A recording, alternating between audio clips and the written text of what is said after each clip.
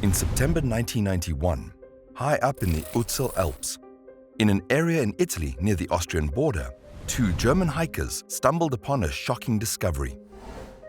A frozen corpse trapped in the ice. This body turned out to be a man who lived about 5,300 years ago and was killed by an arrow in his back. Today we will explore the fascinating story of this man, the eerie circumstances of his death, and why this find shook the archaeological world. Stick around as we unravel the story of Europe's most famous mummy, Ötztal the Iceman. Since his discovery 3 decades ago, almost every part of the dead man's 150 centimeter tall, 5,300-year-old body has been studied. From his last meal, which was a feast of fatty ibex, his bad dental habits, he had a lot of cavities, down to his many cuts, which have led to a Paleo-Murder mystery. Austrian journalist Karl Wendel gave the mummy the name Ötztal, which comes from the place where it was found, in the Ötztal Valley Alps. He is also popularly called the Iceman. It's important to point out as we proceed that the Iceman was a Homo sapien and not a Neanderthal or some other type of humanoid. Neanderthals died out more than 30,000 years ago, while Ötztal is thought to have lived about 5,000 years ago. Helmut and Erika Simon were the two German hikers who discovered Ötztal's body. As they were hiking, they spotted what looked like leather sticking out of the ground. His belongings were found all over the body. They included a bow and quiver with arrows, a full copper-bladed axe, a flint dagger with a wicker sheath, 2 birchwood vessels covered in maple leaves, parts of a backpack, a leather pouch, fur and leather clothes, shoes, and other small items.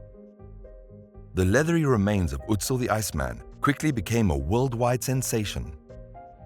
Over 5,000 years of sun, wind, and freezing temperatures kept them intact naturally. His life in Neolithic Europe and his violent death have been the subject of many books, documentaries, and even a full-length movie. Indeed, the mystery of his violent death, who he was, and how he ended up on a mountain pass has sparked fascination far beyond the field of archaeology.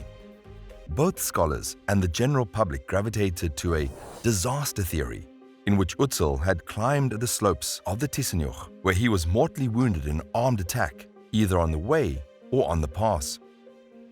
With an arrow deeply lodged in his left shoulder, he collapsed in solitude on the mountaintop, bleeding to death. His body would have dried out quickly in the warm wind, and frozen snow would have soon covered him. No scavenging activity was visible on his body, and all the equipment was left untouched. Such a dramatic and even romantic reconstruction was straightforward to communicate and visualize. Every year, about 300,000 people come to Bolzano to look at the ancient Iceman through a thick glass window that lets them see into his cold room. Scientists are also very interested in Ötzi because they have a rare chance to study the very well-preserved remains of a man who lived a long time ago, before Europe's first towns and Egypt's first pyramid was built. It was hard to question the original reconstruction of events surrounding the Iceman's death for these and other reasons. Even after careful excavations in 1992, the complete crime scene find spot was not reconstructed. After 20 years, a detailed topographic map of more than 400 artifacts found at the site and the analysis of their distribution with computer-aided simulations revealed that the body and objects had moved downslope with the ice flow, but originally came from a spot measuring about 2 by 1 meter, a little more than 6 feet by 3 feet. Meanwhile, a new study of ancient DNA extracted from Ötzi's pelvis suggests he still has some secrets to give up. The analysis of his genetic makeup revealed that the 5,300-year-old mummy had dark skin and dark eyes and was likely bald. This stands in contrast to the reconstruction of Ötzi, which depicts a pale-skinned man with a full head of hair and a beard. The study also determines that Ötzi was mostly descended from farmers in present-day Turkey. Furthermore, in 2010, a study showed that the mummy may have been well preserved because it was buried properly, and his equipment might not have been a mountain survival kit, but the gear needed for yet another arduous trip: the journey to another world. Far from being a random killing, Ötzi gave us important information about the burial practices and political tactics of a time in European prehistory. These results made it possible for a fuller, alternate explanation. Pollen analysis shows that Ötzi died in early spring, when the mountains were probably still covered in snow. The body was perhaps left to rest for a few months in a controlled outdoor setting, which dried it out.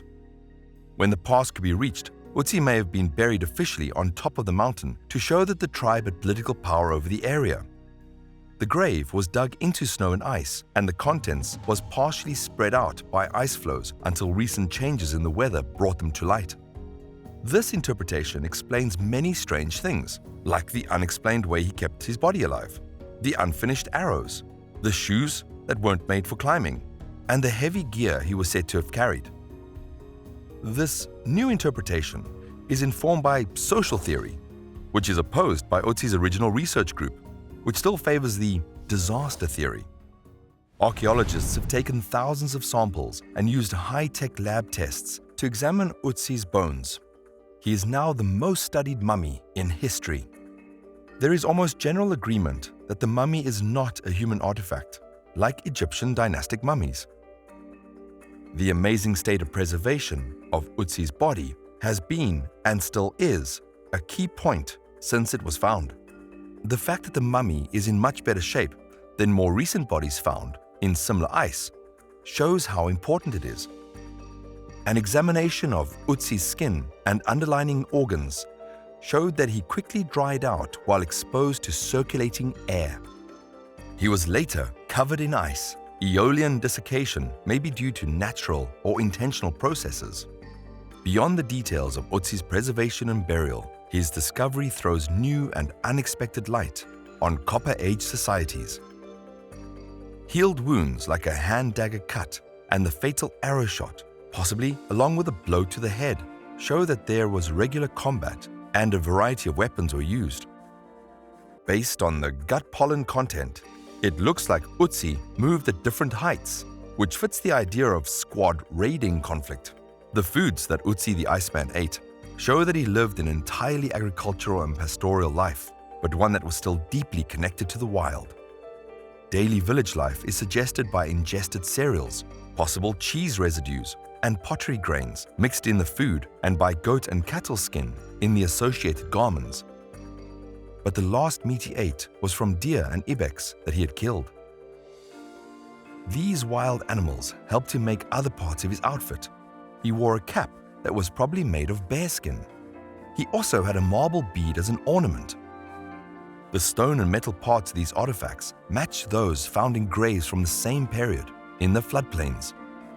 But the most impressive thing about them are the well-preserved, very well-made clothes. The care in which different animal skins of different color were chosen and matched, as well as the detail and coordination of the clothing, show that job and personal identity were encoded in a complex way. The coat and belt that Ötztal wore match the large stone stelae from the later Alpine Copper Age that show armored ancestors or gods. These stelae are full of powerful symbols. In this way, Ötztal may have been a respected tribe leader. In all, Ötztal the Iceman remains one of the most intriguing archaeological finds of our time. His well-preserved 5,300-year-old body, found in the Ötztal Alps, has provided unprecedented insights into Neolithic Europe. From his last meal of ibex to his leather and fur attire, Ötzi's life and mysterious death have captivated millions. The debate over his death, whether a victim of a violent attack or a ceremonial buried tribal leader, continues to challenge researchers. Was Ötzi a casualty of conflict, or was his burial a display of political power? His dark skin and eyes, contrasted with earlier reconstructions, add the complexity of his story. Yet, beyond the mystery of his demise, Ötzi provides a snapshot of daily life in Copper Age Europe, from diet to social structure. His discoveries have reshaped our understanding of ancient societies, warfare, and burial practices. As the most studied mummy in history, Ötzi continues to unravel secrets of our past.